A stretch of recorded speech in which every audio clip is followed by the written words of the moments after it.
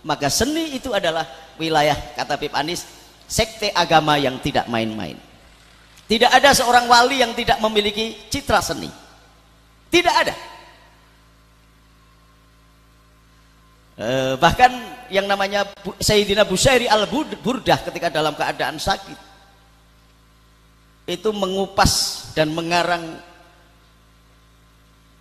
syair-syair yang penuh pujian tinggi kepada Rasulullah SAW yang kemudian disebut dengan Maulid Burdah atau Selawat Burdah.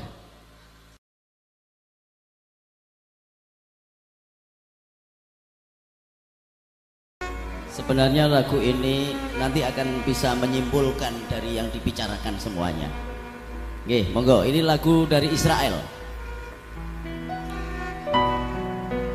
Sampean bisa mengikuti nanti ketika ucapan damainya. Oke.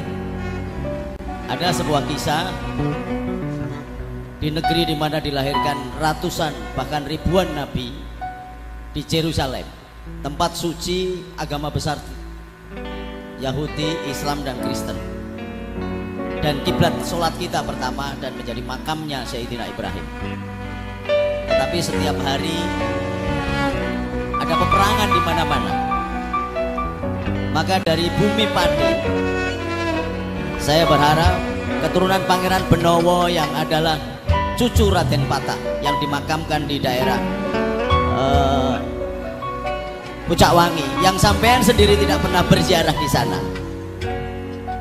adalah seorang Adipati Pragolapati yang mau merendahkan dirinya, raja yang berhak menjadi raja tetapi mau merendahkan dirinya dan masuk ke hutan Pucak Wangi. Barangkali dari Indonesia akan menyumbangkan sebuah perdamaian dunia, dan itu berangkat dari kota Pati ini. Asal sampean mau.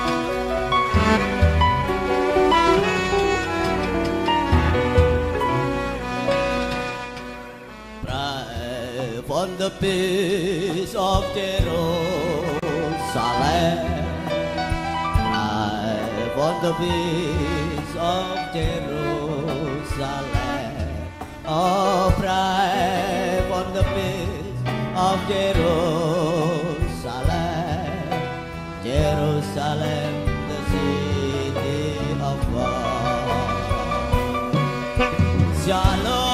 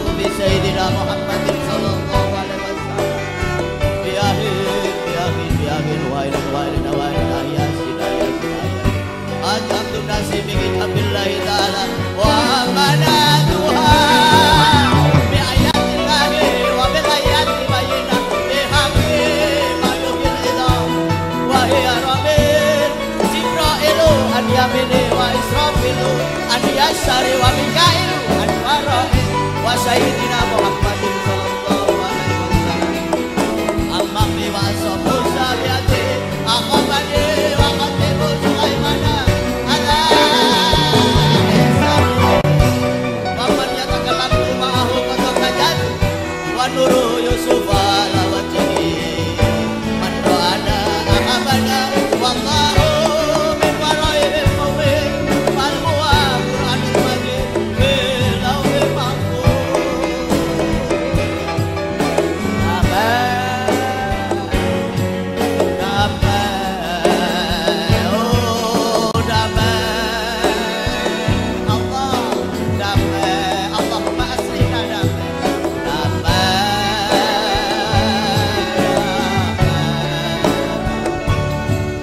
Indonesia penuh damai, kota Pati penuh damai.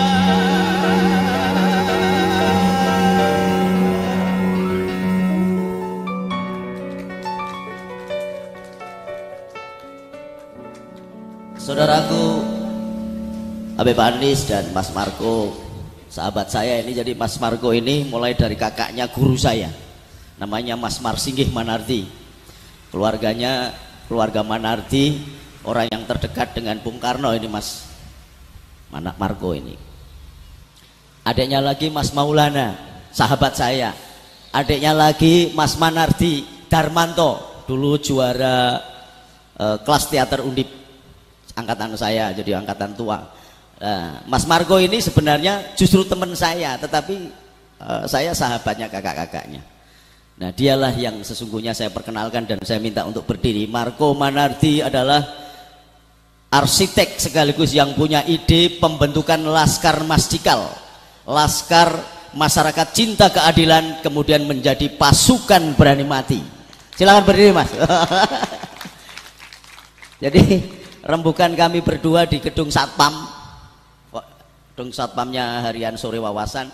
Gus gawe masjikal ya Gus, yang tanpa anu ya, dia berucul dari ngeyel itu. Jadi ngeyel itu, minal ngeyel itu ternyata ada benernya juga gitu loh.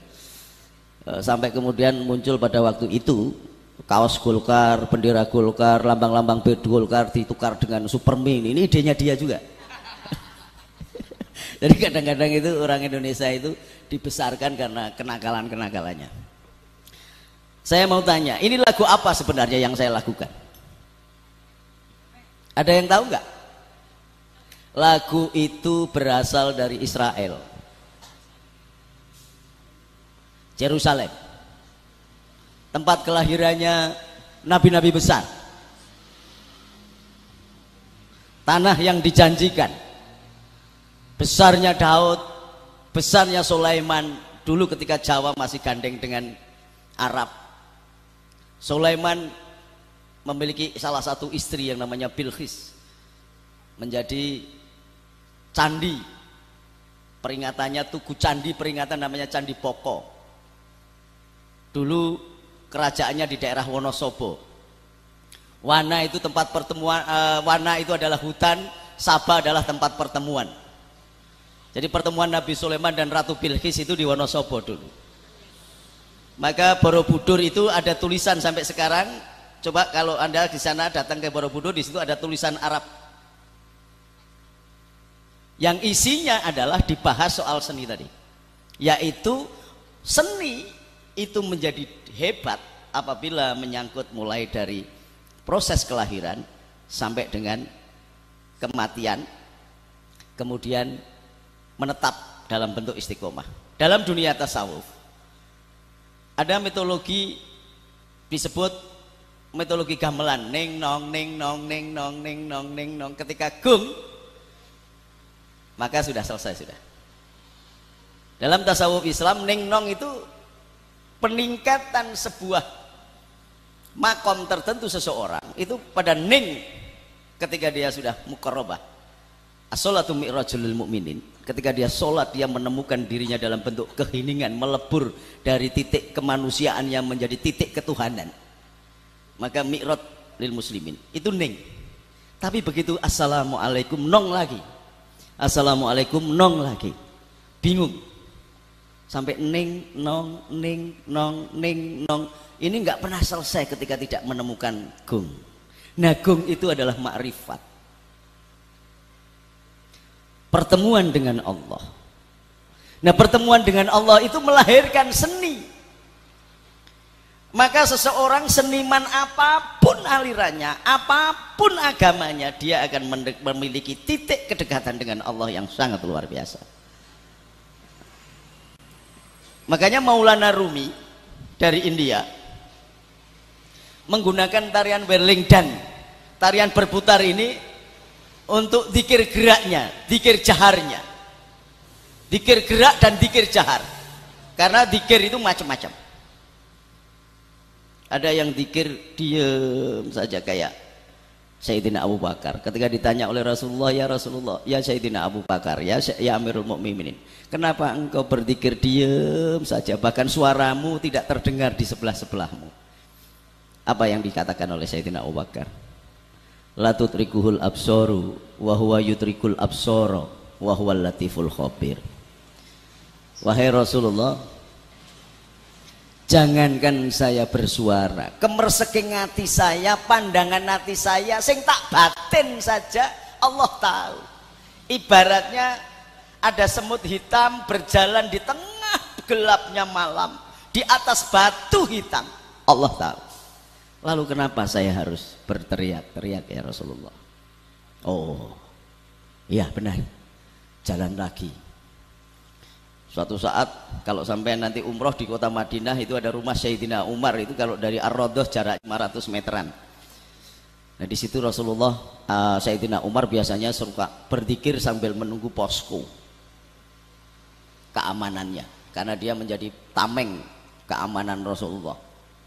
Dia kalau berzikir itu keras, la ilaha illallah, la ilaha illallah, la ilaha illallah, keras. Ditanya oleh Rasulullah, bukankah Allah itu la tutrikuhul absaru wa huwa yutrikul absara wa huwal latiful khabir? Dan bukankah Allahul latifun bi ibadihi yarzuqu may yasha wa huwal qawiyul aziz? Wahai Amirul Mukminin, apa yang dikatakan oleh Sayyidina Umar? Ya Rasulullah, saya berteriak begini ini karena setiap malam-malam saya tidak bisa tidur. Maka suara saya di tengah padang Sahara ini akan menjangkau jarak sekian kilometer, sehingga mengurangi beban berat para laskar. Karena kalau laskar harus berjaga setiap malam dalam keadaan belum stabil keamanan begini, ketika nanti perang tenaganya habis. Maka biar saya yang berjaga sendirian. Dengan mendengar suara saya, oh Umar sedang berzikir, maka seluruh kawasan Jazirah Arab khususnya di tanah Hejaz sudah terjaga oleh saya. Itu yang pertama ya Rasulullah. Yang kedua saya ini kan bekas pembunuh ya Rasulullah. Bahkan anak perempuan saya saja saya bunuh. Oleh sebab itu setan pun berhadapan dengan saya takut. Terus hubungannya apa? Ini membuat hati saya keras ya Rasulullah. Kalau saya ucapkan dengan lemah lembut, la ilaha illallah, la ilaha illallah, Sayyidina Abu Bakar bisa menangis. Saya ngiler malah tidur ya Rasulullah. Wong saya ucapkan dengan keras begini saja, hati saya belum terdidik, belum mencapai tahapan tazkiyatul qulub, mencuci hati ya Rasulullah. Maka saya ucapkan dengan keras. Oh iya benar. Lalu jalan lagi. Jadi ada terminologi 3.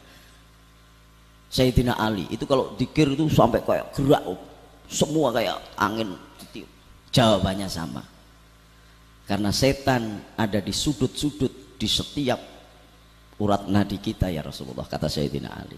Kalau tidak saya bergerakkan begini, badan saya tidak bergerak semua, ada daerah-daerah yang dialiri oleh darah itu, di situ menjadi cumondoknya setan. Dan itu berbahaya bagi keimanan saya ya Rasulullah. Oh iya benar. Sampai akhirnya ketika Rasulullah mau pulang, mampir ke Sayyidina Tulkha. Ya Tulkha, bacakan Al-Quran kepadaku. Loh, bukankah engkau yang diberi wahyu oleh Allah ya Rasulullah? Kenapa justru aku yang engkau suruh baca? Karena suaramu merdu. Hubungannya apa ya Rasulullah, suara merdu dengan tidak merdu? Engkau tahu Allah suka keindahan. Karena Allah itu indah, maka siapapun saja yang tidak mencintai keindahan, sesungguhnya dia tidak mencintai Allah. Maka kalau engkau melakukan Al-Quran, sesungguhnya engkau mendapatkan dua kesunatan. Yang pertama sunnah dariku, yang kedua sunnah dari Nabiullah Daud alaihi salam. Ini seni. Maka berbagai hal orang setelah mencapai tataran mu'rifat dalam hal tertinggi kebijaksanaannya itu melahirkanlah budaya. Budaya itu keluar dari anggitan, perenungan yang dalam tentang pertemuan dengan Allah. Cuman seniman-seniman sendiri kadang-kadang itu tidak pernah merasa kapan ketemu Allah, padahal sesungguhnya dia sahabatnya Allah, dia ketemu Allah, dia sudah diikuti oleh Allah, bahkan diawasi oleh Allah, dibimbing dalam kreativitas, karena Al-Khaliq itu adalah milik Allah. Maka seseorang seniman pasti memiliki kreativitas karena dia sesungguhnya sudah melakukan wahdatul wujud, manunggaling kawula Gusti dalam bentuk sifat Allah Al-Khaliq, maka menjadi kreatif ditambah dengan keindahan jamil. Maka seni itu adalah wilayah, kata Habib Anis, sekte agama yang tidak main-main. Tidak ada seorang wali yang tidak memiliki citra seni, tidak ada. Bahkan yang namanya Sayyidina Bushairi al-Burdah ketika dalam keadaan sakit itu mengupas dan mengarang syair-syair yang penuh pujian tinggi kepada Rasulullah SAW yang kemudian disebut dengan Maulid Burdah atau Selawat Burdah. Amin tada kuriji ranin bidi salami majaz tada manjaro min muglatil idomi. Setara dengan lagunya Daud di dalam Mazmur atau Yabur, dan saya yakin sampean pasti tidak pernah membuka Yabur, jangankan tahu kitabnya, werosama ewerung tahu. Dan itu adalah syarat keimanan seorang Islam. Ketika sampean mengaku beriman kepada Allah, maka sampean harus beriman kepada kitab-kitab Allah. Salah satu diantaranya adalah Yabur, yang sampean samaknya aja nggak pernah melihat. Samaknya tok itu nggak pernah. Jiwaku terbuka untukmu Tuhan, selidiki nyatakan segala perkara, singkapkan semua yang terselubung, supaya ku layak di hadapanmu Tuhan. Coba kalau itu diganti dengan selawat burdah. Jadi musik itu senantiasa berhubungan dan bisa cocok dengan kalimat-kalimat puisi yang dikarang oleh pujangga apapun agamanya. Ini pujangga agamanya adalah Daud. Agama apa itu? Daud agamanya apa? Ada yang tahu Daud agamanya apa? Daud atau David agamanya apa? Ya udah, Mas Marco, Mas Konyek tahu nggak agamanya Nabi Daud apa? Enggak tahu ya. Beb Anis tahu nggak agamanya Gusti Allah apa? Ini pengertian agama dianggap ditabukan dan kemudian tidak didiskusikan dan kemudian sampai tidak paham sesungguhnya tentang agama. Kayak jiwaku terbuka untukmu Tuhan, itu adalah menceritakan kisah ketika Nabi Daud melihat istri panglimanya yang cantiknya bukan main, kemudian panglimanya disuruh bertugas perang, mati bojone dipek.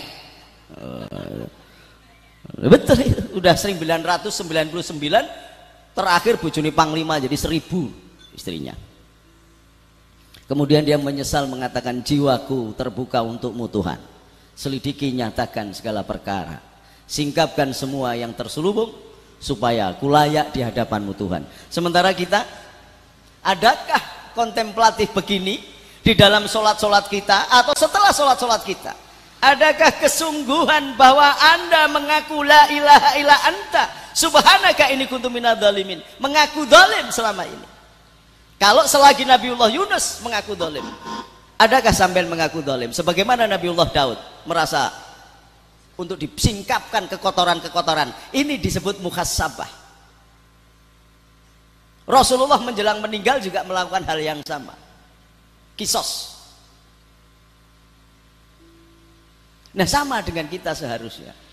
Ini yang melepaskan kita dari belenggu kesombongan yang dipakai oleh iblis.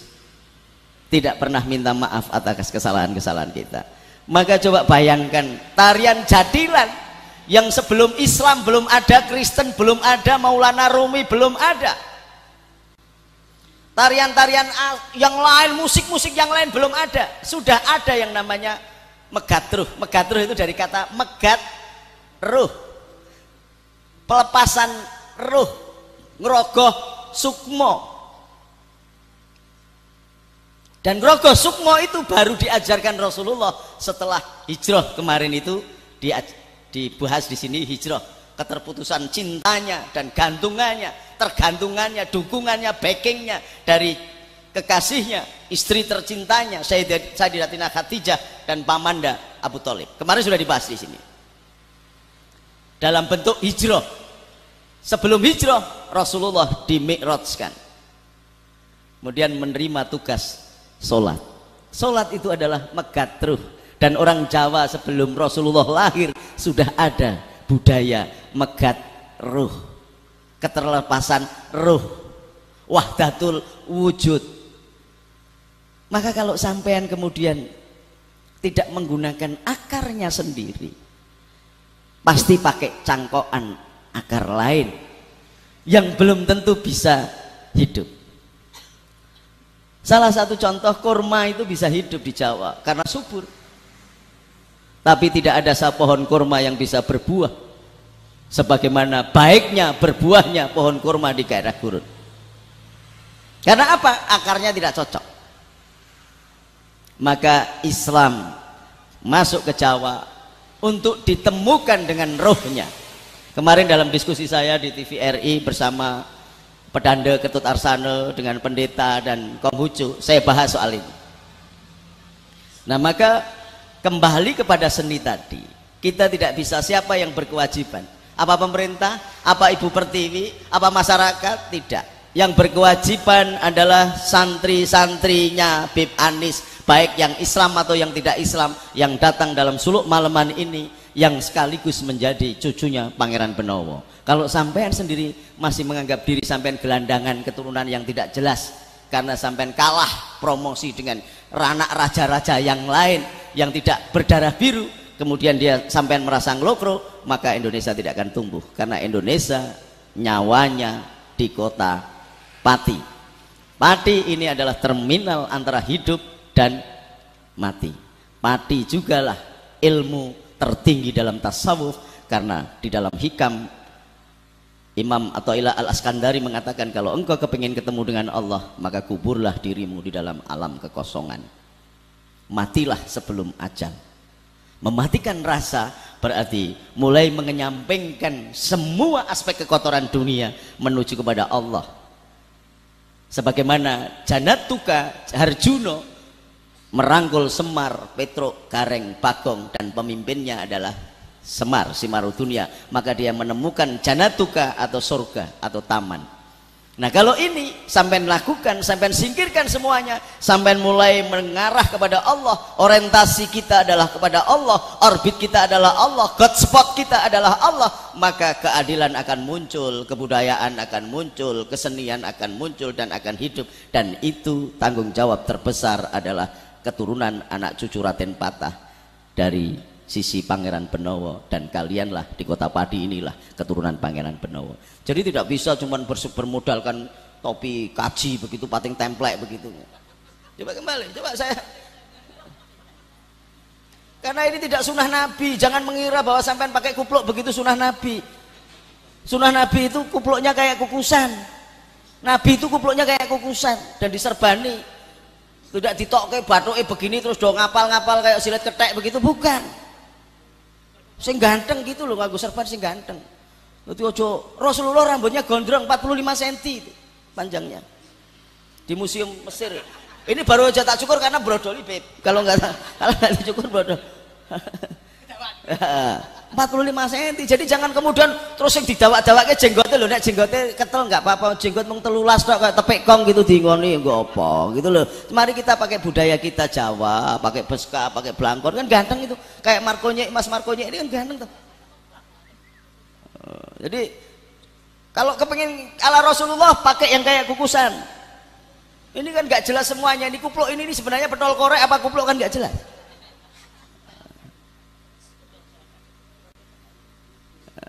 Saya sendiri ini pakai begini karena saya gondrong. Karena kalau tidak pakai begini nanti dikira pemburu hantu, ya kan? Jadi saudaraku sekalian, sampean yang bertanggung jawab. Kemarin saya ditemuin tokoh-tokoh dari Pati ini, saya katakan setelah saya wifi ini adalah sunahnya wali tua gurunya Joyoboyo, namanya Syekh Subakir, yang menanam wifi atau rajah di Gunung Kendeng dan di Magelang itu apa dah? Tidar, tetapi rohnya ada di Gunung Kendeng. Dan sampean tidak sadar bahwa ini adalah penunggunya Indonesia di daerah Pati ini, namanya Pegunungan Kendeng. Kalau ini dibongkar dijadikan pabrik semen, maka habis Jawa. Oleh sebab itu pegunungan itu harus dijaga betul-betul. Inilah jadi seni. Jangan sampean kira bahwa seni itu demikian rendahnya. Sampai dengar yang namanya Ki Ageng Mangir, kalahnya hanya dengan seni. Seorang Ki Ageng Mangir yang digdoyo sakti mandraguna Sultan Agung aja kalah, hanya Krokusumo. Tetapi dengan ledek yang dinyanyikan oleh anak putri Pambayunnya sendiri, nyanyian-nyanyian yang meremas hati, meremas kolbu, maka kekerasan hati seseorang panglima perang yang keturunan wali sekaligus keturunan Raja Brawijaya yang namanya Panembahan Mangir akhirnya tunduk, kepalanya dijebledeske dan mati. Jadi seni menghancurkan kekerasan hatimu. Seni lahir dari Allah sendiri yang menampilkan dirinya dalam bentuk sifat Al-Khaliq, maka manusia diberikan sifat keindahan dan Al-Khaliq kecil menjadi kreativitas dan menghibur. Maka seni bisa menerobos sekte agama, maka seni bisa menerobos sekte bangsa, seperti yang kita lakukan lagi. Itu adalah doa untuk Jerusalem. Pray for the peace of Jerusalem. Jerusalem, the city of God. Tetapi kita ganti salam alaika, salamun alaika, salam ya Rasulullah. Bisa. Kalau salam oh Markonye, boleh lu, kenapa? Salam Marco Polo, boleh. Ini enak kan? Maka seni itu ketemu, bahkan syairnya Gus Dur itu dilakukan dengan doa damai untuk Jerusalem pun bisa.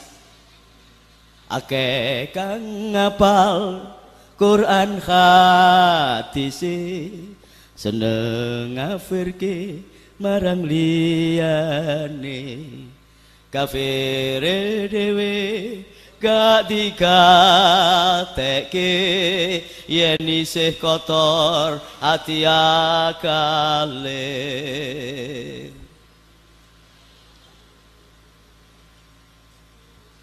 Tersusun semuanya, dan itu melipas semua sekte, semua trust, semua arah, semua agama, semua suku, semua bangsa, karena seni berasal dari hati yang paling dalam, disebut qalb. Qalb inilah tempat tajili nur Allah. Maka ketika sampean berjalan, sebagaimana terminologi Mas Didik tadi, senian Jawa itu ada yang keluar dulu, maka tahali. Berjalan pulang kembali taholi. Dan kemudian istiqomah namanya tajali. Terminologi yang sama di dalam berkesenian. Maka seorang Marco tidak takut ketika sendirian bersama 11 kelompoknya Melabrak Malaysia tidak seperti mahasiswa kita bengok-bengok ngobong gendera, dia ngeluruk tanpa bolo, itu menggunakan falsafah Jawa. Kokro Karsono ngeluruk tanpa bolo, sakti tanpa aji ning nek jajan aja tanpa bayar. Billahi taufiq wal hidayah. Assalamualaikum warahmatullahi wabarakatuh. Waalaikumsalam warahmatullahi wabarakatuh. Ya, tampaknya udah mulai ada gambaran jelas ya.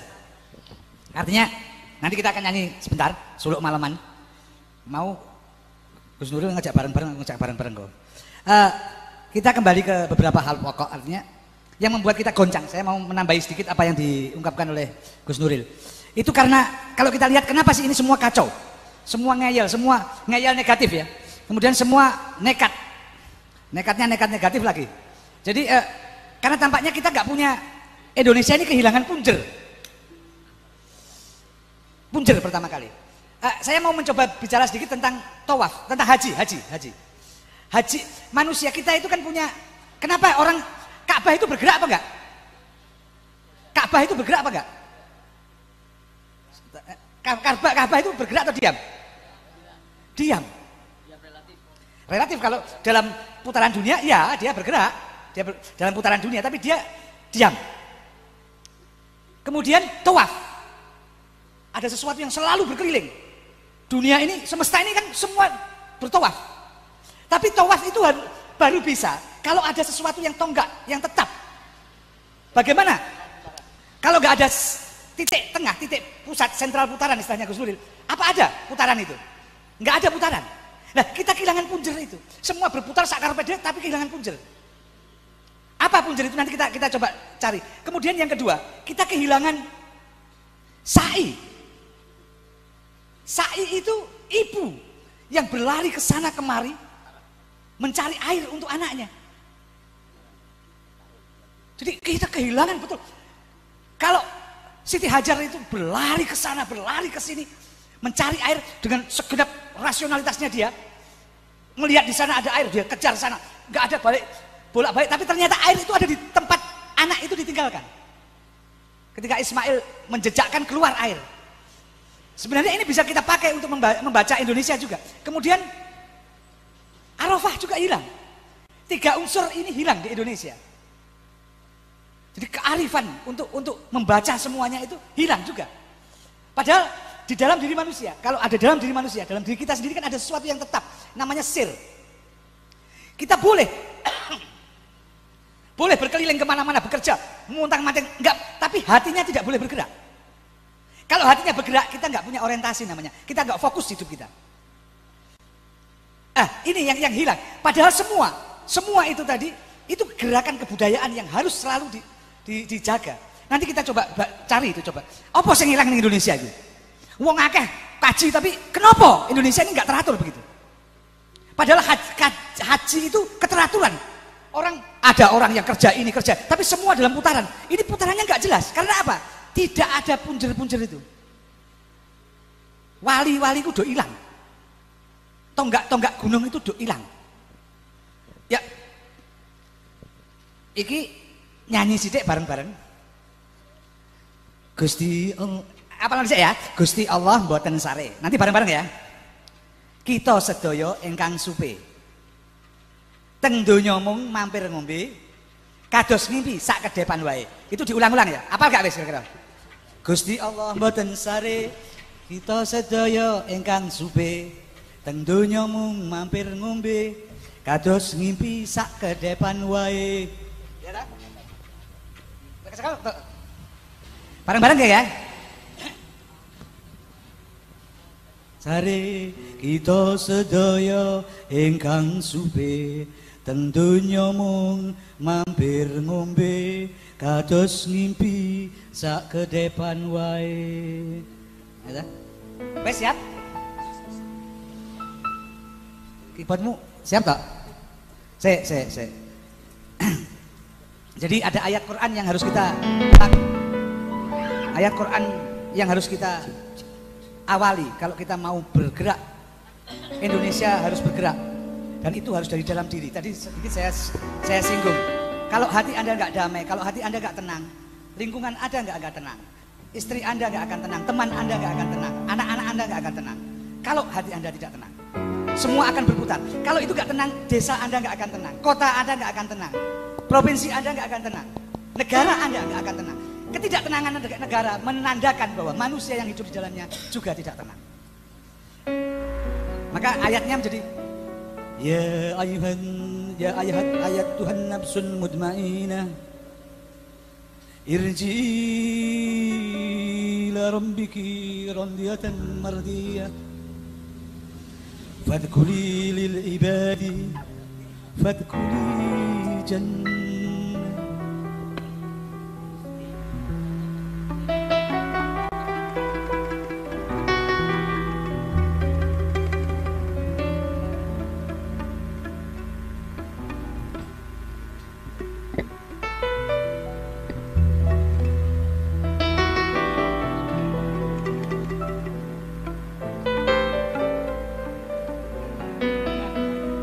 Ini nah. Gusti Allah boten sare kita sedaya ingkang supe tentunya mung mampir ngombe atus ngimpi sakedepan wae. Gusti Allah boten sare kita sedaya ingkang supe donya mung mampir ngombe kados ngimpi sakedepan wae. Bareng-bareng yuk.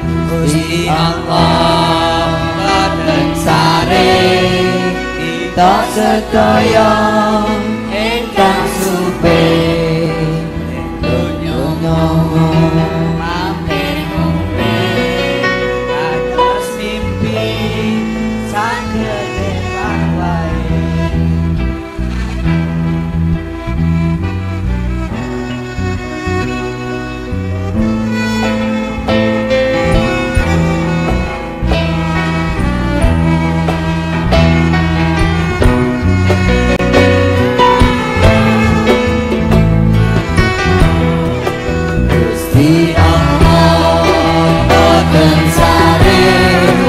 Kita sedaya ingkang supe donya ngambil ngombe kados mimpi sakedepan wae.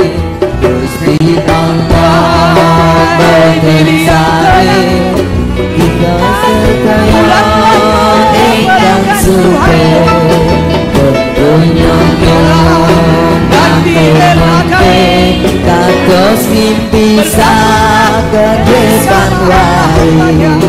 Gusti Allah boten sare kita sedaya ingkang supe donya sampir ngombe kados mimpi sakedepan wae. Bener.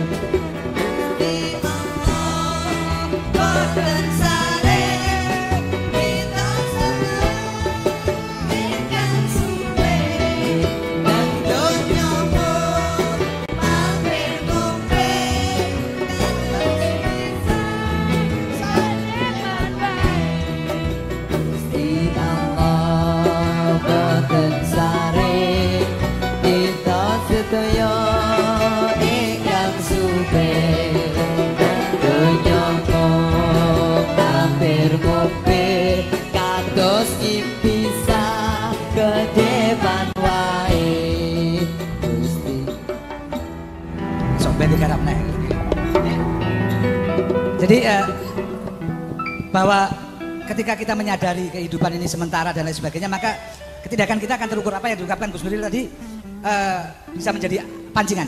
Sebelum saya beri kesempatan beberapa orang untuk mengajukan pertanyaan, monggo, sing takok sapa?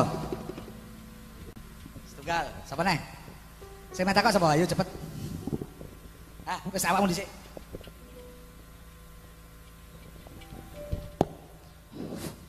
Assalamualaikum warahmatullahi wabarakatuh. Yang kami hormati Gus Nuril dan teman-teman sekalian. Yang ingin saya tanyakan yaitu apa itu namanya, mahasiswa. Katakanlah tadi juga ada semacam sedikit kritikan bagi kami mahasiswa. Mahasiswa aksinya selalu dibilang tadi keras ya, terus membakar dan yang lainnya itu. Itu memang kita lakukan karena pemerintah tidak istilahnya menggubris atau tidak apa itu namanya, tuntutan daripada masyarakat itu tidak terpenuhi dan itu disuarakan oleh mahasiswa. Contoh konkret seperti kenaikan BBM. Nah itu yang konkret kemarin kita mahasiswa yang melakukan tindakan yang agak keras. Dan baru saja kemarin juga aksi di depan DPR kita juga aksinya juga keras.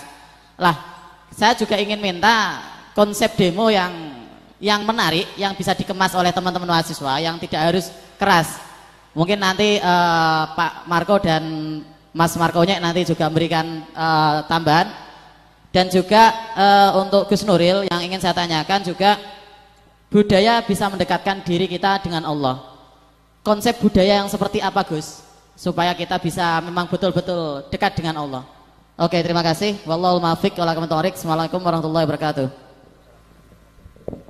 Ya, pertanyaan kedua. Gimana? Langsung jawab sih, Pak. Nggih, matur nuwun. Ya, barangkali memang situasinya beda. Ya tadi sudah disampaikan bahwa yang namanya nek Jawa dulu ada istilah topo PP.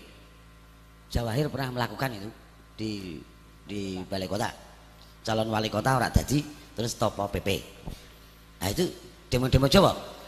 Yang kemudian teman-teman mahasiswa juga melakukan, misalnya sing ora mangan sedina berapa hari tidak makan gitu kan, puasa. Aksi mogok makan. Nah, dan sebetulnya masyarakat sendiri ketika melihat demo yang sering demo kemudian memacetkan jalan itu maaf kadang sering menimbulkan ketidaksimpatikan. Jadi dalam pengertian kami pernah demo, belum ungsum demo waktu itu, belum usum. Kebetulan saya menjadi ketuanya untuk masyarakat rock, padahal masyarakat rock itu adalah orang yang paling urakan kan gitu ya, ada punk, ada ini apa dan sebagainya. Tapi ketika membuat demo waktu itu Gubernur Ismail itu melarang rock masuk Jawa Tengah. Jadi kalau dari Jakarta langsung Jogja langsung Bali, Surabaya dan sebagainya.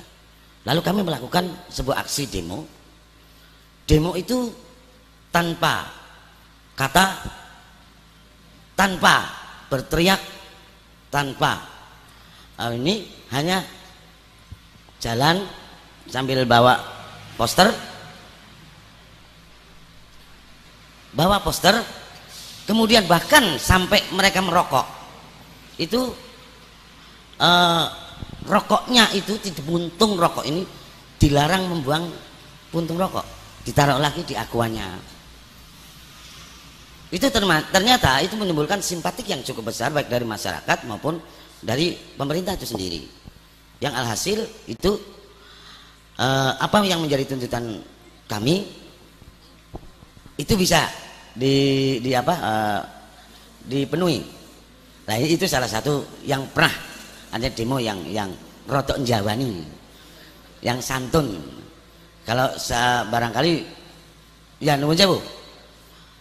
Misalnya kita lihat di TV itu karena pengaruh saya kira. Misalnya Makassar, setiap demo tidak pernah rusuh. Oh tidak pernah tidak rusuh, pasti rusuh. Kenapa sih demo dadak ngembruk ke lawang barang itu kan?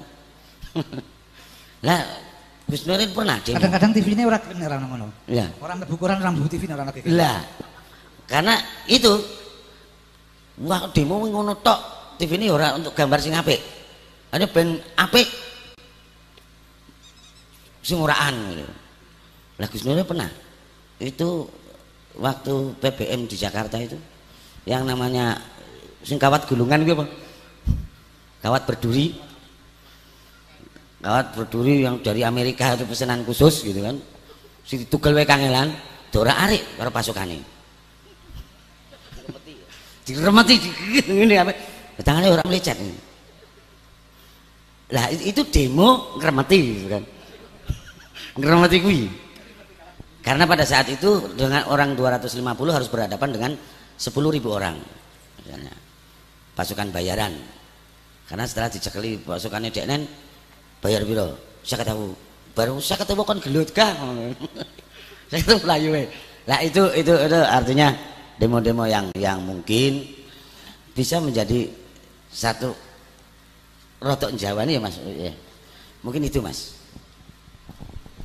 Tapi bisa juga menurut saya bisa juga mungkin karena saking dableke pangmoso kuwi akhirnya kudu ngono ya. Tapi nek ora dablek kudune ya ora kudu ngono gitu. Monggo.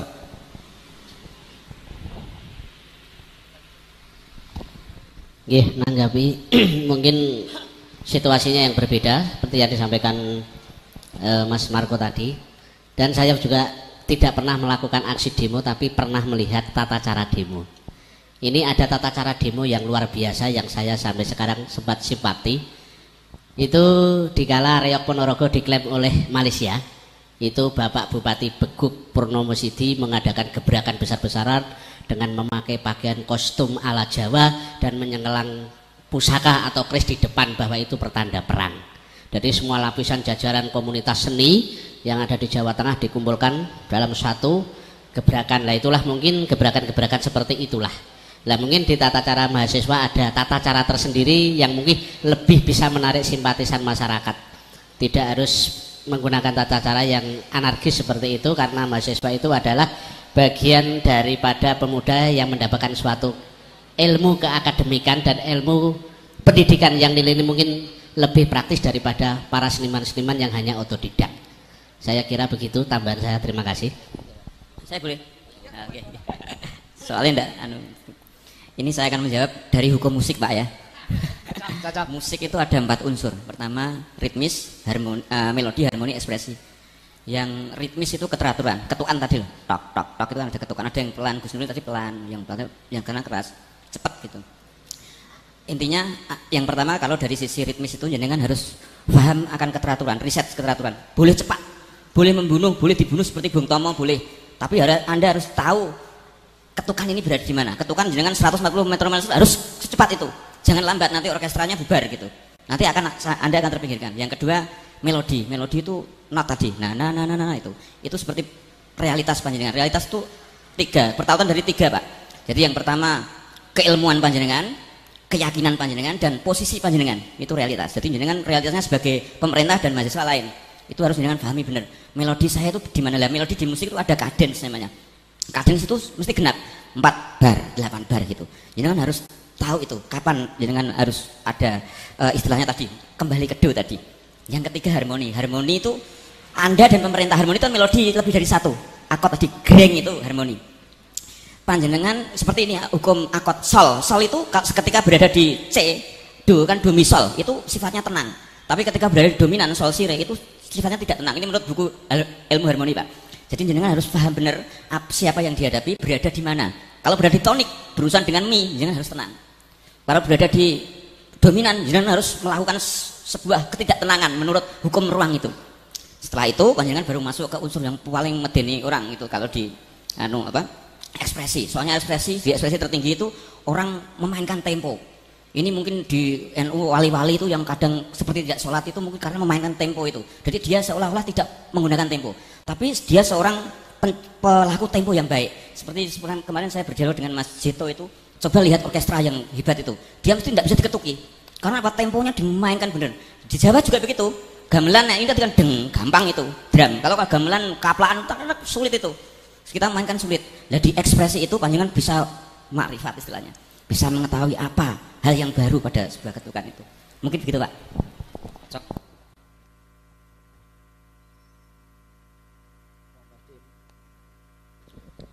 Omeh demo ndak nganggo teori dhuwur-dhuwur. Demo itu aja. Pengen bakar ban gitu. Tapi nek sing kendel berani bahwa demo kan mesti ditangkapi polisi. Jajal demo polisi. Itu cak-cakane gitu. Dadi nek wani iki aja wedi-wedi. Nek wedi aja wani-wani. Loh, saya pernah demo Kapolri, demo itu. Jadi dalam konteks ini musik, karena dia ahlinya musik, saya ahlinya ngaji ning ngene Habib Anis ya. Jadi demo dalam konteks afdhalul jihad kalimatul haqqin inda sultanin jair itu tidak masalah. Jadi suatu saat yang namanya Syekh Abdul Qadir Jailani itu ditangkap. Dia ditanya, berapa pendukungmu kok kamu berani menentang keputusan raja sebagaimana tadi mentang kampuh jinggonya menak jinggo kepada Ratu Ayu Kencana Wungu yang dilakukan versi congrok di Malaysia. Berapa punggawamu? Ternyata Syekh Abdul Qadir menjawab hanya 1/3/4. Hanya 1/3/4 kata raja. Iya. Ya kayak apa orangnya? Sebentar lagi kan datang orang yang satu. Datang itu orang bawa kampak. Waduh, itu bawa kampak. Karena apa? Mendengar bahwa Syekh Abdul Qadir mau dihukum mati. Dia sedang mencari kayu, kampaknya masih dibawa, kayunya dibawa, langsung masuk terobos ke istana. Itu penjaga istana sampai nggak ngerti kalau dia itu mau membunuh rajanya. Karena apa? Dikira tukang kayunya. Langsung masuk di depan raja, mau dikampak, dilarang sama Syekh Abdul Qadir. Ini orang yang satu. Kalau di Jawa, di Pati ini ada nggak? Di Blora ini ada nggak? Ada, namanya Samin. Sam'an wa ta'atan. Orang yang mendengar dan taat. Kalau di dalam tentara, di dalam polisi namanya taat dan patuh pada perintah atasan. Orang yang hatinya satu karena melihat khidmatul rijali sababul wisoli ila maula mawali, yang artinya sampean mesti ora patek paham. Mbok nganggo kupluk ora paham ra. Nganggo kupluk mergo Habib Anis nganggo kupluk wae.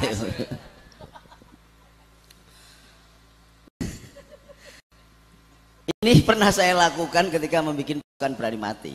Jadi khidmatul rijali sababul wisoli ila maula mawali. Hormat kepada orang yang mendapatkan kedudukan khusus di mata Allah, menjadikan sebab wusul dengan Allah, ketemu dengan Allah. Ini jalur makrifat paling pendek. Nah, orang penjaga pencari kayu ini dengar gurunya mau dibunuh, oh saya dulu yang harus membunuh rajanya. Karena apa? Guru dianggap Gusti Allah ngejawantah. Karena apa? Berangkat dari hadis Rasul. Man akram alima faqat akramani, wa man akramani faqat akramallah. Yang barang siapa cinta kepada ulama sama dengan cinta kepada Nabi. Yang barang siapa cinta kepada Nabi sama dengan cinta kepada Allah. Maka mencintai ulama adalah mencintai Allah. Dia nggak urusan apa mati ya biar, malah tiket mlebu swarga, wong mlebu swarga iku ora sak tangi, memang kudu mati sik masuk. Sak kerajaan dikuasai mau dibunuh rajanya. Itu orang yang satu. Yang setengah kayak apa? Setengah itu. Wah, yang dijelaskan Mas Dik tadi. Di berdemo dadak ngaku dipikir strategi. Gini iki nyuro, kene iki harmoni, gini. Bengok-bengok ning kira mlaku-mlaku jereh. Lah yang seperempat itu mau bisik-bisik wah itu demo, tapi ora tahu malu demo begitu. Guer itu melayu kayak PRD itu benderanya banyak. PRD enggak ini? Benderanya banyak banget, mau 18 gue bendera 23. Begitu jeger melayu nomor 1. Nah itu yang seperempat. Nah sekarang posisi sampean mau berdemo itu di posisi berapa? Demi apa? Keyakinan apa yang sampean perjuangkan?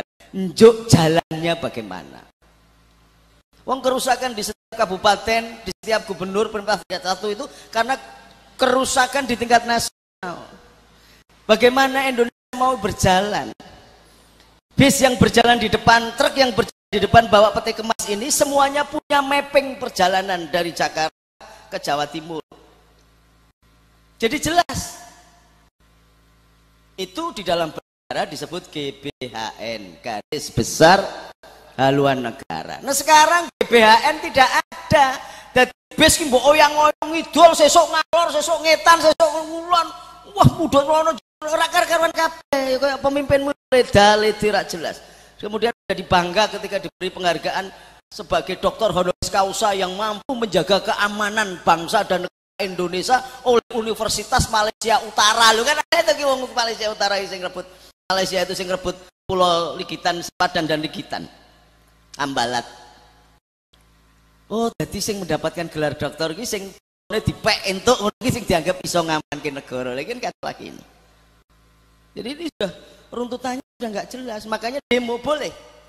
Saya pernah menurunkan pasukan berani mati itu 380.000 pada waktu itu setelah 250 orang itu kemudian saya dikeroyok 10 sampai 14.000 yang turun langsung pada waktu itu sampai ketua pendekar pagar nusanya Suharbila lari. Saya masih di situ bersama pasukan saya. Bacok-bacokan dewe dan 14.000 anak buahnya Amin Rais, Akbar Tanjung dan sebagainya. Tapi saya tidak menularkan kebencian. Wong itu ya biasa. Akbar Tanjung alias Orang itu begitu ya lakonnya memang ngono. Amin Rais alias Gareng saka Solo itu ya memang lakonnya begitu.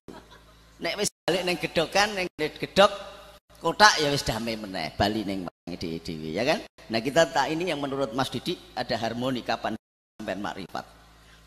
Ketika sampean makrifat, oh Gareng ki memang kelakuane ya Gareng ngono, maka rambutnya Mas Amin Rais sing kiwa iso di sisi belakang sing tengah itu mengarep jajal perhatikan. Pernah perhatikan enggak? Enggak pernah toh. Lah kuwi ngurus rambutnya ora iso ngurus negara gitu loh. Saya mau di sini PDI-nya memang luar biasa banyak, bupatinya masih dari PDI ya toh. Tapi nek ndelok pewayangan kan kita tahu, apa kok iki ya iso pantes dadi pemimpin gitu loh. Gareng apa ya pantes dadi pemimpin? Ya ora mungkin. Beto Terong pada pemimpin, enggak mungkin. Mending untuk saiki kuwi. Kaya Broseno ning janjane Beto Terong jane. Gomblo Kanjeng Gusti Pangeran gomblo itu ngono. Tapi yo jangan demo. Karena sampean wis milih kok. Mbok demo iki piye? Nah, ini kan jadi kemunafikan. Maka kalau memang mau demo betul-betul berpijak pada keimanan bahwa membela agama Allah itu adalah membela rakyat miskin. Karena orang yang dianggap tidak ngurusi fakir miskin dan gelandangan yang sudah masuk di dalam pasal 29 kalau nggak salah Undang-Undang Dasar 29 ayat 1 Undang-Undang Dasar 45 bahwa gelandangan orang terlantar itu dikelola oleh negara, bahwa sekarang negara malah membiarkan pembiaran terhadap pembunuhan atas tenaga kerja kita di luar negeri, atau membiarkan gelandangan hidup tidak karu-karuan kemudian malah dan sampai ada yang dipukuli oleh petugas karena dituduh maling, kakinya tugel, ternyata tidak. Tetapi kalau dengan tidak pernah ada yang ditangkap, ini jadi berbeda. Maka ketika sampean melihat satu bentuk yang harus diperjuangkan itu, kalimatilah dasarnya membela agama Allah, karena orang miskin itu adalah ayat Allah. Bahkan agama seseorang bisa ditentukan dari seberapa tersentuhnya sampean terhadap orang miskin dan pengemis serta anak yatim atau gelandangan itu. Ara'aital ladzi yukadzibu bidin fadzalikal ladzi yad'ul itu anak amil miskin. Wa wailul lil musallin. Ini yang harus sampean ketahui. Jadi demo apapun nganggo respek anu lah. Kadang-kadang anak muda wis ngono kuwi. Ning kena dikandani sekaligus koordinatornya jelas gitu loh. Jadi mahasiswa demo koordinatornya jelas. Koordinator bagian golek dana, bagian bagi dana, bagian ini gitu jelas. Nek ra jelas kok sing siji golek, sing siji nampa, sing siji golek rono tibake mentah kabeh. Dulu ketika kita masih muda waktu demo mahasiswa dulu ketika saya mahasiswa itu demo wah ngedap-ngedapi kolosal. Karena apa? Sampai orang jualan kalung, jualan gelang karena membela kebenaran, membela Gus Dur. Wah luar biasa. Saya nggak ngeluar duit, waduh datang berbondong-bondong. Aku mau cukup bermodal khotbah nih gedung DPR MPR bahwa ini salah. Jelaskan ayatnya. Jadi cetok demo yang mendidik. Tapi memang mahasiswa memang harus kalau tanpa demo ya kayak sayur tanpa garam lah. Wis demo lah salah rapopo, belajar jadi pemimpin. Jadi pemimpin itu nggak boleh takut. Jadi sampai tadi saya ngomong begitu itu kan sampai saya dudukkan pada makam yang sudah nong atau mendekati gung. Nek sampai ini awal-awal ramasa, pemimpin itu harus berani. Karena beristihad salah dapat pahala 1, beristihad benar dapat pahala 2. Maka jangan wedi salah. Dadi nek mahasiswa mung klunthang-klunthung ngrungokke ilmu anu terus ngitungi lakaso ning dhuwur wis ora mahasiswa kuwi dipakake wae malah. Pemuda begitu, tidak sampai darah Benowo. Darah Benowo itu memang memiliki semangat juang yang tinggi. Cuman masalahnya kudu ngaji ben ngerti gitu. Uteke iki ora kempel demo kok bar diparani karo SPS itu kayak duit meneng. Kuwi bukan demo, itu namanya mbarang demo. Assalamualaikum warahmatullahi wabarakatuh. Ya, cukup jelas. Nek sithik ngene. Ada aktivis intelektual dari Amerika itu ya. Noam Chomsky namanya. Noam Chomsky itu terkenal sampai dia mengatakan begini. Dia penulis banyak buku tentang dia neo left, kiri baru, tapi tidak harus dikatakan komunis. Dia mengatakan kalau buku saya sampai di resensi oleh New York Times atau apapun majalah atau yang mapan itu, maka berarti ada yang salah dengan tulisan saya. Artinya apa? Dia merasa kalau kemapanan itu menerima dia, artinya ada yang salah dengan diri saya. Nah, kalau demo-demo oke, aku gak setuju ya Gus Nuril. Nek jenengan niru yang dibian, oh keliru, gak kreatif, gak enom loh. Anak muda itu harus kreatif, mencari cara baru. Sekarang saya tanya, bolak-balik ikut demo dan itu kalau ono pendi barang ono nurut ada. Iku sing digoleki iku kadang-kadang wartawan terutama TV dia. Digoleki adegan sing ono geger. Jadi ono demo 1 jam, itu ono 2 menit atau 3 menit polisi apa demonstran suruh karo polisi. Berita utamanya itu rusuh demo. Lah ya kok. Iku demo ra ning pomok suruh kan delok dadi rusuh. Dan itu terus-menerus. Dan di mana-mana demonya sehingga kita enggak bisa ini benar apa enggak ngono loh. Anda harus kreatif mencari cara-cara baru. Tidak mesti cara-cara seperti itu yang karena sekarang begini, kalau sudah banyak dilakukan orang, sesuatu yang sudah banyak dilakukan orang tadi istilahnya bosan. Wah, apa kuwi? Apa meneh saiki akeh isu bayaran. Demo bayaran. Oh, kalau ada Jakarta itu ada kelompok pembayaran itu akeh kuwi. Aku geger karo kae tak bayar iki ayo demo wong kae. Bahkan sudah ada kontraktor yang profesional itu ada. Panitianya itu ada. Jadi ana panitia kiamat ya ana panitia diam gitu. Nek panitia kiamat iki demo esuk nganti jam 1 gitu berdoa, mandi berdoa. Jam 7 nganti jam 9 gempa bumi. Jam 9 nganti tsunami. Jam 12 nganti jam 1 makan siang. Gitu. Engko jam 1 nganti jam 3 angin topan. Jam 3 nganti jam 4 buruh ora karuan-karuan. Jam 4 nganti jam 5 coffee break. Gitu. Jam 5 nganti jam 7 ganti. Wah, gempa dahsyat lagi. Jam 7 sampai jam 8 door prize. Gitu. Jadi panitiane jadi kiamat ya panitia. Mbok darani ana berita-berita kiamat ini enggak buat apa? Enggak distrategikan oleh kelompok-kelompok tertentu apa? Ayo pinter nek kowe anu. Itu kelompok tertentu strategis sekali bikin narasi-narasinya supaya apa? Dan mereka dapat keuntungan ekonomis karena ada banyak yang percaya juga. Ada yang banyak menjadi fokus terhadap kehidupan mereka. Dan itu di skenario semua, jangan katakan tidak di skenario. Dan media-media saiki delok wae kowe. Wis gampang ning Indonesia delok wae pokoke anggere ana salahe Nasdem mesti tiban geger dhisik, ngono ta. Nek ana nasalahe Pak Ical, wong Ical wis Ical kan ilang to. Engko sing geger mesti Metro dhisik, golek-golek wis ngono kuwi. Engko iki hari MNC yo gawe geger meneh ya ganti. Jadi wis ora karuan parake kae. Jadi tampaknya kita harus kembali ke diri supaya kita tidak diam. Nek engko dadi anu ning gone gua di Ashabul Kahfi.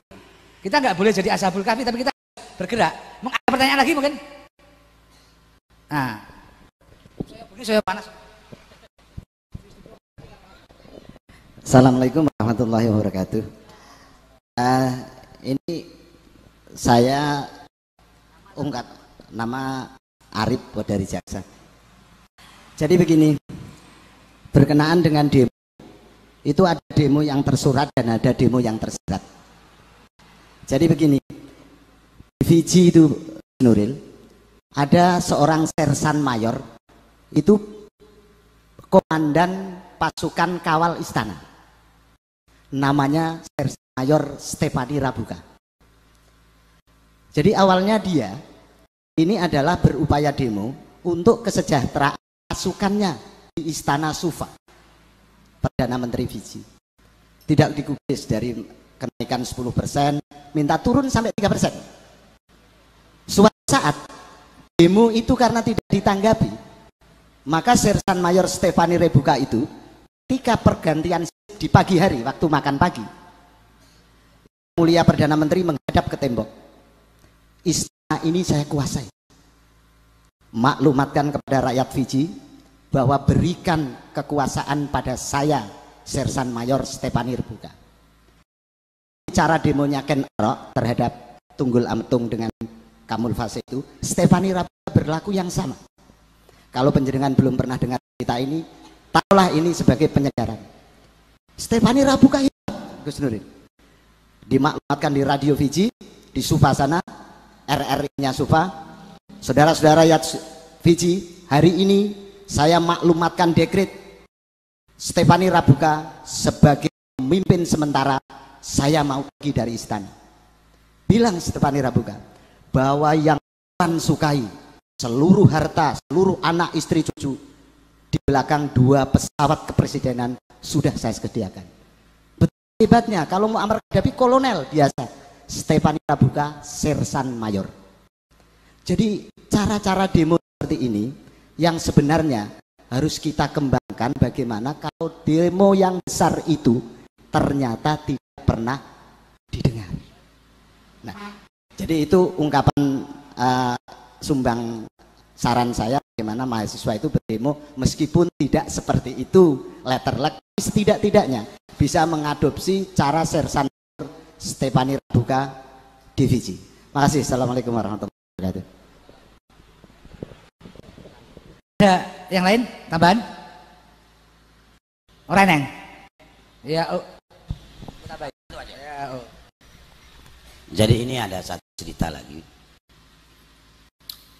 Semarang itu pernah lepas dari banjir. Mahkome ngono gitu. Terus pada waktu itu yang namanya stasiun Tawang itu berhenti seminggu orang melaku. Stasiun dipindah ke Poncol karena tergenang air. Mahasiswa semua demo, bla bla bla bla bla bla bla. Ada demo yang tidak demo, ke Banyu. Nah, kebetulan teman-teman seniman ini, ya karena demonya dengan hati, maka teman-teman itu milih Banyu, nih Tawang. Di Tawang itu benar-benar air hitam, gatel, ceguran, biur, termasuk ini barang ikut. Dolanan kapal-kapalan, teman-teman mahasiswa kita ajak juga begitu, apa gitu. Terus ternyata demo yang seperti ini justru menjadi menarik semua televisi nasional. Dampaknya apa? 100 berapa miliar turun untuk ngatasi Tawang. Jadi bukan berteriak, tidak kita berteriak nggak ada apa dan sebagainya. Di wawancara ya kita mainan air aja. Dari tempat ini kosong, kolam renang juga susah, maka di sini ada pencerahan ya di renang. Jadi hanya begitu, ternyata menghasilkan ini. Hasilnya ya kayaknya orang melo-melo. Itu jenenge nyolok motor. Nah itu. Ada kemarin dengan Polres Tabes Semarang itu ada sedikit kelas juga teman-teman LSM. Adalah ketika cagar budaya itu ditempati iklan apa namanya bergerak ya Videotron yang di Jalan Pemuda, Tugu Muda. Di Tugu Muda itu ada di pojokan itu sebetulnya wilayah cagar budaya yang 150 meter dari situ tidak boleh ada iklan. Setelah dirunut-runut itu punya polisi dan berdiri di atas pos polisi yang ada di situ. Alasannya bangun pos polisi ini tunggah ke, karena ternyata juga dengan ini teman-teman LSM demo sampai sekarang masih. Artinya ketika demo itu dilakukan tanpa dengan berteriak, hanya kita mau menyegel video, polisi ini ngamuk sih. Artinya bukan kita yang ngamuk, malah polisi ini ngamuk. Nah, itu menciptakan kerusuhan bukan oleh kita, oleh mereka. Dan ketika itu tidak berhasil di dalam lapangan begitu, maka teman-teman sudah menggunakan cara masuk di Kejaksaan Tinggi. Nah, itulah yang kami maksud. Demo ada yang begini, ada yang begini. Barangkali ada yang santun yang justru bagaimana? Yang penting hasil akhir dari yang kita lakukan. Jadi saya kira itu aja. Matur nuwun. Ada pertanyaan lagi? Enggak ada. Di situ. Apa sini? Tanpa watan. Tanpa watan. Jadi tampaknya yang paling penting kita catat ini bahwa situasi yang begitu ngeyel, begitu nekat seperti ini, kita masih harus percaya pada kekuatan-kekuatan, harus mengembangkan kekuatan-kekuatan kebersihan dalam. Dan itu hanya bisa kalau kita membersihkan diri kita dulu, lingkungan yang terdekat. Kalau Anda mau tahu, ada sekian banyak pemerintah daerah di Indonesia. Kalau ada aja, itu biaya belanja terbesar itu bukan untuk kesejahteraan rakyat. Jadi untuk pegawai terbesar itu untuk membayari pegawai, bukan untuk pembangunan.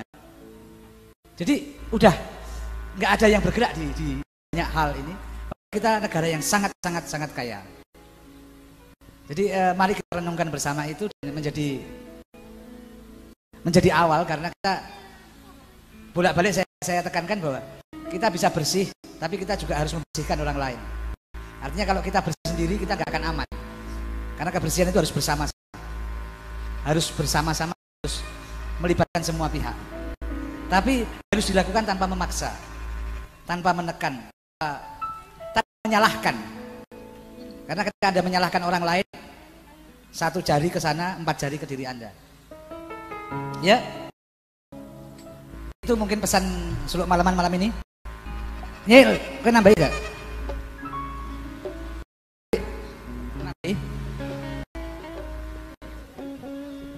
Sedikit keterangan saya yang di depan tadi, Pak. Saya tadi kan mengungkapkan tentang belok barang, belok 6, belok 5. Itu sebetulnya masih dalam taraf yang paling bawah. Jadi itu tadi masih pada level yang paling bawah, yang hibur. Ada lagi yang di atasnya, Pak. Ada yang di atasnya. Kita merujuk pada ahli Sorokin itu, ahli sosiolog dari Rusia yang di Amerika itu kan seni dibagi 3 itu, budaya di 3 tingkatan itu. Yang pertama sensasional yang paling rendah itu, yang untuk duit dan macam-macam menghibur orang itu. Ada yang lebih atas lagi namanya idealistis. Itu di Jawa juga ada. Idealistis itu bagaimana kesenian itu membentuk tata krama orang masyarakat. Di bagaimana orang sopan santun, demo yang itu tadi. Itu seperti wayang. Kenapa dalang tidak mau menggunakan jas itu? Ada lagi yang paling hebat, Pak. Jadi namanya ideasional itu bagaimana musik itu bisa mempengaruhi orang. Jadi musik dimainkan itu bisa mendatangkan apa gitu. Itu pernah terjadi. Ini saya secara pribadi pernah mengalami. Yang pertama itu saya punya teman dari STSI. Dia itu pernah diwejang sama gurunya sana, dosen sana katanya. Tapi dia ucapan itu secara pribadi dengan saya. Sekarang itu saya tidak mau sebut namanya. Pengucapannya begini. Le kowe tak tulari gendeng iki. Gendeng A ini. Itu gendeng itu saya tanya ke dalam tidak tahu, Pak. Gendeng iki ning aku nek wis nulari gendeng iki mati. Bakal mati. Lah sing mbok tulari engko ya mati kowe. Nek kowe nulari mati. Itu ucapan ke saya itu karena apa? Dia mengucapkan ke saya karena saya ketika ikut Pak Jokowi dan itu dia pernah wayangnya gagal 3 kali, Pak. Jadi dia mau main dues, tidak ada hujan, tidak ada angin, dia naik ke pentas hancur karena ujuk datang lari dia panggung ambruk. Karena itu ternyata 3 kali main itu dia memainkan gending tadi dengan gender. Jadi sore-sore dijajal, dimainkan dengan gender nama gending tadi, dicoba. Itu gurunya ya mati. Ketika Banolek tenan, katanya gurunya tadi bilang begini, ini gending ini dulu itu diciptakan oleh pemusik kerajaan Jogja. Ketika dia meninggal gitu, mau dimakamkan, dia hidup lagi. Terus dia bilang sama Ratu, Buwono berapa? Saya tadi tidak mati, saya tadi baru udah ke alam meditasi, saya menciptakan gending ini untuk kemakmuran Jogja. Itu yang pertama, Pak. Orangnya ini ya masih hidup, dia di Pontianak, tapi dia saksi ilmiah itu kalau karena ini masalah internal tadi, masalah. Yang kedua di Pak Damardhani Supadar di dia di seminarnya dia bilang bahwa Helmut Kohl dari Jerman itu, kanselir itu, ketika di Jogja, ketika dimainkan gamelan Klaten, dia kesukum jempalik itu katanya. Ya, jempalik, terus tak cross-check sama Pak Sumandio namanya, yang guru besar Pak Isi itu, katanya memang dia. Jadi karena pengaruh gamelan itu, pengaruh gamelan jempalik dia. Terus yang ketiga Pak, ini yang ketiga peristiwa itu, ketika Pak Jowedan itu, dia main di rumahnya Bupati Wonosobo yang orang Demak di sana, dia sorenya itu ada ruat. Jadi sorenya membayar ruat jalan ruatan itu loh. Dia main malamnya, dia sorenya ruat. Dia hanya ruatnya setengah jam gitu, apa setengah jam kira-kira. Bayarannya mahal yang ruat itu, bukan dia. Saya kan ngomong begini sama dia kan orang realita gitu lah. Lupa nek bayarnya mahal kenapa mboten dengan lakoni dengan dhewe. Dia bilang begini, aku ngapusi ngono kuwi. Tapi kenyataannya pengaruh dari itu, dari peristiwa-peristiwa sakral yang diucapkan di ini apa di permainan musiknya itu, permainannya itu membuat dia langsung kena dampaknya. Jadi langsung kena, dia langsung wes pokoknya istrinya langsung keguguran, PTE sawah obah kabeh gitu. Jadi dia ketakutan dengan itu. Ini yang ideasional Pak. Berarti saya mau menjelaskan itu bahwa gamelan-gamelan ini diciptakan ini sudah penurunan ke yang paling rendah. Dan Sorokin tadi dalam teorinya sudah bilang bahwa di teorinya kan muncul tahun 1941 itu bahwa seni musik barat, kebudayaan barat tahun itu mengalami penurunan yang sangat drastis. Dia bilang lagi bahwa 3 tingkatan budaya itu akan berputar. Jadi nanti setelah itu akan ada ideasional lagi. Mungkin Gus Nur di sini, Bang Anies di sini mungkin akan membalikkan itu tadi kebudayaan kesenian yang membawa ke ideasional. Gitu Pak. Terima kasih. Ya, tampaknya jelas sekali bahwa musik itu pada awalnya kalau mengatakan juga Hestiah itu irama karena semua kan berirama. Semesta ini berirama. Jadi ketika orang mampu menciptakan mensinkronkan itu antara yang di dalam putaran ini dengan putaran di luar, maka dia akan pengaruhnya akan kuat. Dan dulu memang orang menciptakan sesuatu, bukan hanya musik sebenarnya. Menciptakan sesuatu pasti dengan sepenuh hati, termasuk topo nih istilah Jawa. Enggak sekedar hiburan, tapi menyampaikan sesuatu dengan seluruh dirinya. Itu yang penting, artinya bahwa kita lakukan itu 3 tahap tadi.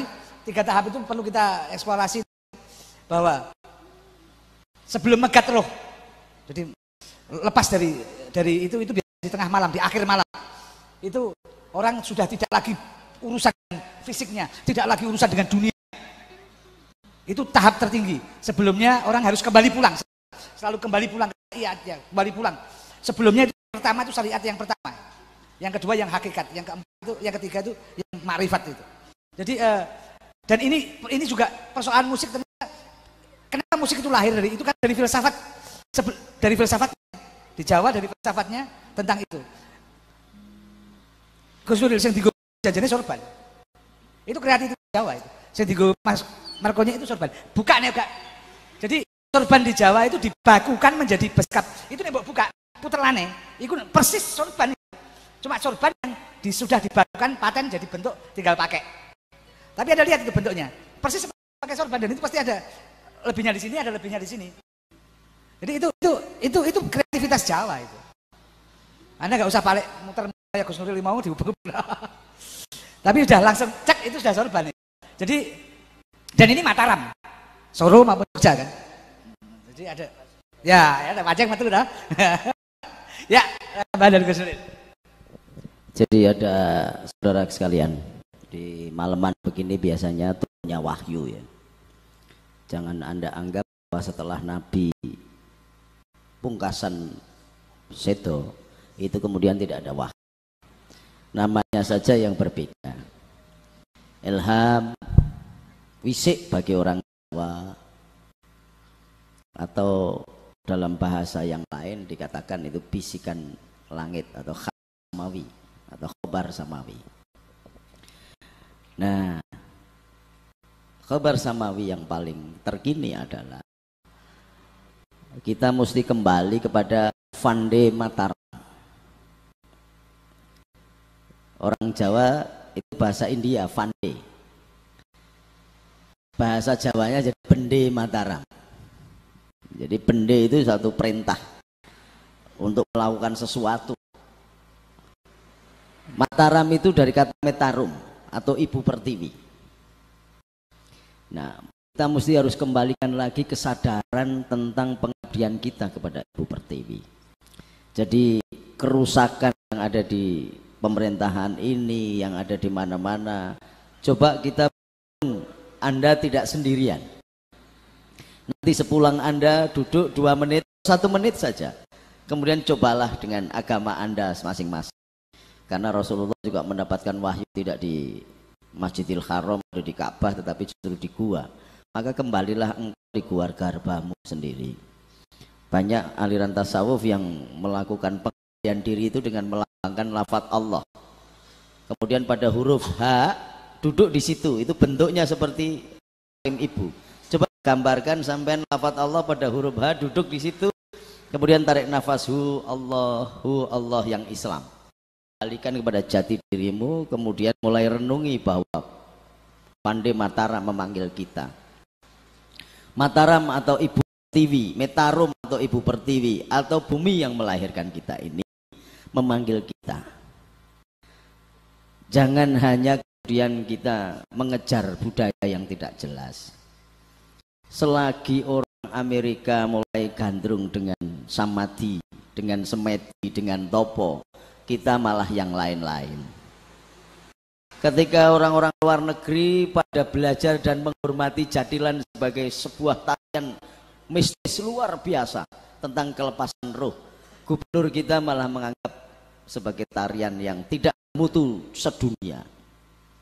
Karena apa? Karena kesalahpahaman. Maka kembalilah ke Ibu Pertiwi, karena Ibu Pertiwi itu Quran basah, ayat-ayat kaun yang memberikan titik kesadaran, persentuhan kita, makrifat kita kepada Allah. Karena bumi itulah Allah yang ngejauhan, yang memberi jawab atas karya kita. Karena karya adalah sebuah keimanan. Iqrar bilisan akan berjalan, hanya iqrar bilisan saja, diucapkan tok nggak akan jalan. Tapi harus ada keyakinan, tasdik bil qalbi.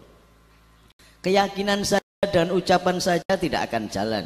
Akibatnya agama kita ini hanya keyakinan dan ucapan, tidak pernah bermanfaat bagi masyarakat. Harus disempurnakan dengan keimanan yang disebut dengan a'mal bil arkan.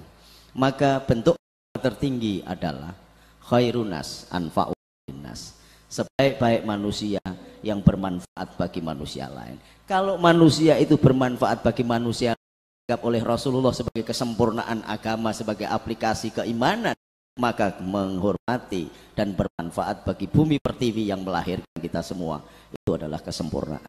Hanya ini yang bisa saya sampaikan. Milikilah padi, cintailah padi, dan bangkitlah dari padi ini untuk membangkitkan bangsa Indonesia. Assalamualaikum warahmatullahi wabarakatuh. Ya, doa nanti jenengan saya tunggu. Yuk, sebentar Bu. Oh ya, yuk.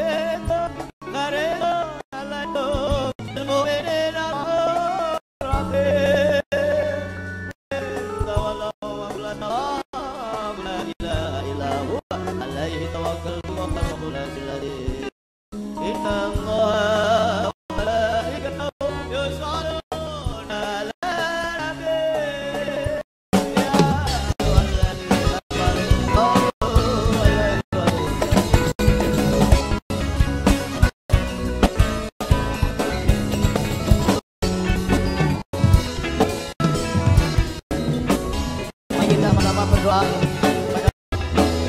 pertemuan ini bermanfaat. Mudah-mudahan selama ini tidak dilihat Allah